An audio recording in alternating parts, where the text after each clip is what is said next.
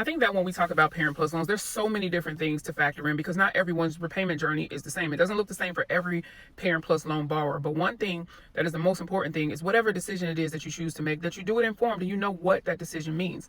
Because currently, as things are, if you are a Parent Plus loan borrower and you do not, if you are required to consolidate, if you have to consolidate your loans to access income-driven repayment, if you do not do that and that loan is not dispersed out at least by June 30th, 2026, what that means for you, you no longer qualify for forgiveness.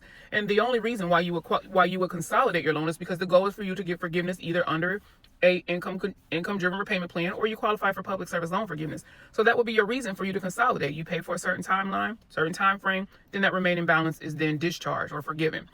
But when we talk about a Parent Plus loan, and you are consolidating that loan, that means that you are actively going back into repayment. That's what happens when you do a consolidation application. You go into repayment.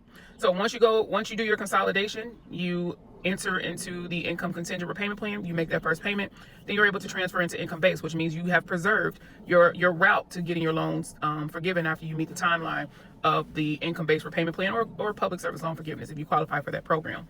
But when we talk about Parent Plus loans and a Parent Plus loan borrower who is going to borrow after the 1st of July 2026, it may not make sense for you to consolidate your loan because the two pathways for you to be excluded from income-driven repayment is to either not get that consolidation completed before the 1st of July 2026, so by that June 30th date, or if you decide to borrow additional Parent Plus loans after the 1st of July 2026. So, if these two things that don't happen, that means you're excluded from your Parent Plus loans being forgiven.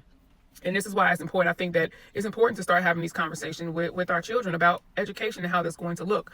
Because when we talk about Parent Plus loans, a Parent Plus loan is not the responsibility of a child to cover. So if something, God forbid, down the line as parents and we're not able to pay back this debt, and especially if you no longer qualify for forgiveness, means you got to pay this whole balance off. What does that look like? Are you able to pay this loan off in full and then also take care of yourself? So there's just so many things. And it's so unfortunate, the climate of student loans, and not only that, how Parent Plus loan borrowers are being excluded and these things that are happening, because I know it's going to happen to someone and it's going to be detrimental to someone big time. It's a huge financial burden. When we talk about student loans, it's one of the biggest debts that a person will ever have in their life.